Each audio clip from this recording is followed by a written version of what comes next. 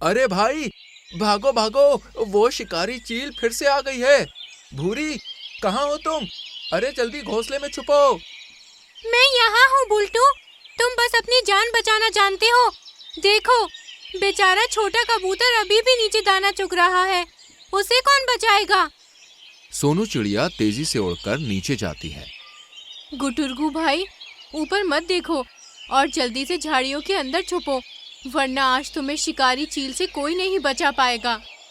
चील बिजली की रफ्तार से उस पर झपटती है, लेकिन तब तक कबूतर झाड़ियों में छुप चुका था। ये देखकर चील वापस पेड़ की सबसे ऊंची टहनी पर जा बैठती है और अपनी पैनी चोंच को साफ करते हुए कहती है, आज बच गए छोटे कीड़ों, लेकिन याद रखना, इस जंगल के आसमान की मालकिन मैं हूँ। जब तक मेरी भूख नहीं मिटती, तुम में से कोई चैन से दाना नहीं चुग पाएगा। सुन लो बुल्टू जी, आज से आप अकेले बाहर नहीं जाएंगे। अगर जाएंगे मैं भी आपके साथ चलूंगी। वो शिकारी चील बहुत ज्यादा खतरनाक है, अगर आपको कुछ हो गया तो मेरा क्या होगा?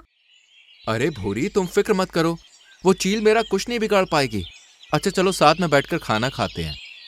बुल्टू ने भूरी को भले ही समझा दिया था, लेकिन पूरे जंगल में अब शिकारी चील का डर फैल गया था। सभी पक्षी अब डर के साए में जीने लगे थे। बच्चे घोंसलों से बाहर नहीं निकलते थे और भूख के मारे सबका बुरा हाल हो गया था। इसलिए लीला चाची सभी पक्षियों को अपने घर मीटिंग के लिए बुलाती हैं। भाइयों और बहनों, डरने से काम नहीं चलेगा। अगर हम ऐसे ही छुपे रहे तो शिकारी के पंजों से पहले भूख हमें मार डालेगी। हाँ चाची, सही कहा, लेकिन उस शिकारी चील से लड़ेगा कौन? अरे उसके पंजे लोहे जैसे हैं और आंखें, अरे वो तो दूरबीन जैसी है। हम सभी पक्षियों को तो वो पल भर में अपना शिकार बना लेगी। दोस्तों, हमें ताकत से नहीं, दिमाग से लड़ना होगा। क्यों ना हम जंगल के राजा शेर के पास चलें? वो उस चील से भी ज्यादा ताकतवर है। वो हमारी मदद जरूर करेंगे। क्या कहते हो तुम सब? यह सुनकर सभी पक्षी शांत हो जाते हैं और सोच विचार करने लगते हैं। तभी कबूतर की हंसी की आवाज पूरे माहौल को बदल देती है और वो सोनू से कहता है, अरे ओ सोनू, तू बच्ची है क्या जो ऐसी नासमझी वाली बातें कर रही है? जरा होश में आ। तू उस शेर के पास जाने की बात कर रही है जिसकी अपनी हुकूमत सिर्फ सूखी जमीन और इन घने जंगलों तक है। वो वनराज जरूर है, पर सिर्फ मिट्टी और घास का राजा है। वो भला उस शिकारी चील का क्या बिगाड़ लेगा जो बादलों की ऊंचाइयों में सोती है? हाँ, बात तो कबूतर वैसे सही कह रहा है। शेर खान के पास कोई जादू के पंख नहीं है जो वो हवा में गोते लगाकर उस शिकारी को दबोच लेंगे। वो तो हमारी फरियाद सुनकर हंसेंगे और अपनी भारी आवाज में दहाड़कर कहेंगे, ए नन्हे पक्षियों, आसमान तुम्हारा है और जमीन मेरी। तुम आसमान में मरो या जियो, मेरा उससे क्या लेना देना। लेकिन भूरी, अगर जंगल की प्रजा दुखी है तो राजा को दखल देना ही होगा। मेरे पास एक ऐसा प्लान है जो राजा को हमारी मदद करनी ही पड़ेगी। सोनू चिड़िया और लीला चाची राजा शेर की गुफा के बाहर पहुंचती हैं, जो इस वक्त आराम कर रहे थे, और दोनों चिल्लाते हुए कहती हैं कि महाराज की जय हो, महाराज की जय हो। तभी राजा शेर की आंख खुल जाती है और वो सोनू से पूछते हैं, अरे सोनू, बड़े दिनों बाद आई हो। अरे लीला चाची भी साथ में है, क्या हुआ? जंगल में सब ठीक तो है? कोई परेशानी है क्या? पूछिए मत महाराज, हम पक्षी एक बड़ी मुसीबत में हैं। एक बाहरी चील ने हमारे बच्चों का जीना मुहाल कर दिया है। वो शिकारी चील कहती है कि वो आपसे भी बड़ी शिकारी है। क्या?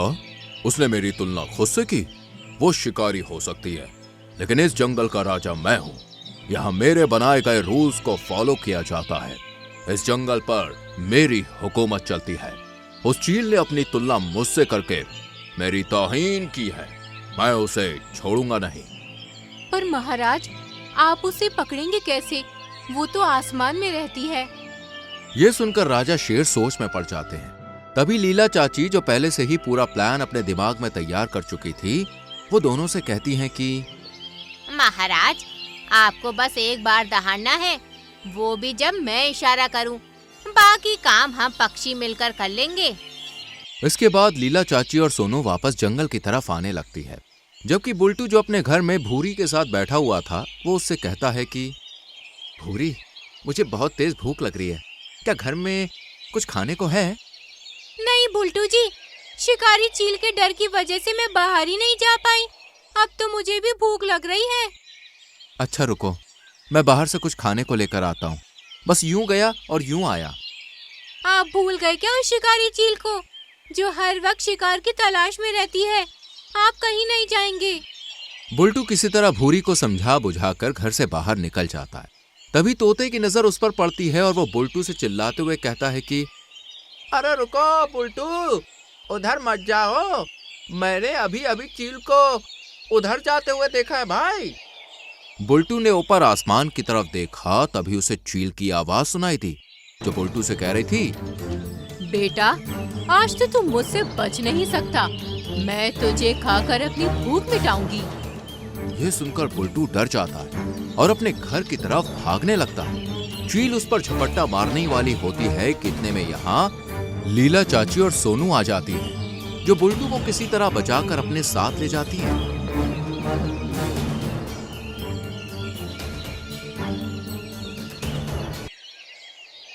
बुल्टू, तुम्हें पता है ना बाहर कितना खतरा है, लेकिन फिर भी तुम आराम से घूम रहे थे।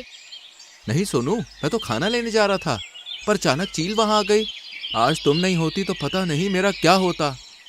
कोई बात नहीं, लेकिन अब शिकारी चील के आतंक को खत्म करने का वक्त आ गया है। हमने राजा शेर से बात कर ली है और वो हमारी मदद करने को तैयार है। इसके बाद लीला चाची सभी पक्षियों को अपने घर बुलाती हैं और हर किसी को उसका काम समझा देती हैं। प्लान के मुताबिक कबूतर खुले मैदान में दाना चुगने का नाटक करता है और जैसे ही चील की नजर उस पर पड़ती है तो वो भूखे भेड़िए की तरह नीचे आती हैं। आज तो इस मोटे कबूतर की दावत उड़ाकर ही रहूंगी। पहले तो इसकी किस्मत अच्छी थी जो मुझसे बच गया, लेकिन आज नहीं बचेगा। चील उसके पास जाने लगती है, तभी तोता जो पेड़ पर बैठा हुआ था वो चिल्लाना शुरू कर देता है, पकड़ो, अरे जाल डालो, शिकारी चील आ गई। ये सुनकर चील थोड़ा घबरा जाती है और जैसे ही पीछे मुड़कर देखती है तभी सोनू चिड़िया सीटी बजा देती है। अचानक सैकड़ों कौवे जो बुल्टू के साथ थे वो चारों तरफ से चील पर टूट पड़ते हैं। मारो इसे, इसकी आंखें नोच लो। चील को उम्मीद नहीं थी कि ये छोटे पक्षी उस पर पलटवार करेंगे। वो उड़ने की कोशिश करने लगती है, लेकिन भूरी और उसकी सहेलियां चील के पंखों को चोंच से मार मार कर उसे नीचे जमीन की तरफ धकेल देती है। जैसे ही चील जमीन के करीब पहुंचती है, झाड़ियों के पीछे से शेर निकलता है और एक ऐसी भयानक दहाड़ मारता है कि पूरा जंगल कांप उठता है, साथ ही चील भी। शेर उससे कहता है, मूर्ख शिकारी, छोटे पक्षियों को सताना बंद कर। अगर हिम्मत है तो मुझसे मुकाबला कर, देख मैं तेरा क्या हाल करता हूं। पर अब चील की हिम्मत टूट चुकी थी, साथ ही हड्डियां भी। वो जमीन पर गिर पड़ती है और गिड़गिड़ाते हुए शेर से कहती है कि मुझे माफ कर दीजिए महाराज, मुझे लगा था ये छोटे पक्षी कुछ नहीं कर सकते। मैं आज ही ये जंगल छोड़कर चली जाऊंगी। जाओ और याद रखना, कोई भी पक्षी इतना छोटा नहीं होता कि वो अपनी रक्षा ना कर सके। चील को भी इस बात का एहसास हो गया था, इसलिए वो जंगल को छोड़कर हमेशा के लिए चली जाती है और सब पक्षी खुशी से झूम उठते हैं। हम जीत गए। हाँ, और ये सब हमारी एकता की वजह से हुआ है। अब हमें किसी से डरने की जरूरत नहीं, हम लोग आजादी से घूम सकते हैं। हाँ बिल्कुल, देखो पक्षियों, जब हम मिलकर काम करते हैं और अपने दिमाग का सही इस्तेमाल करते हैं तो कोई भी मुश्किल बड़ी नहीं होती। आज हमारी हिम्मत और राजा की एक दहाड़ ने उस शिकारी को धूल चटा दी।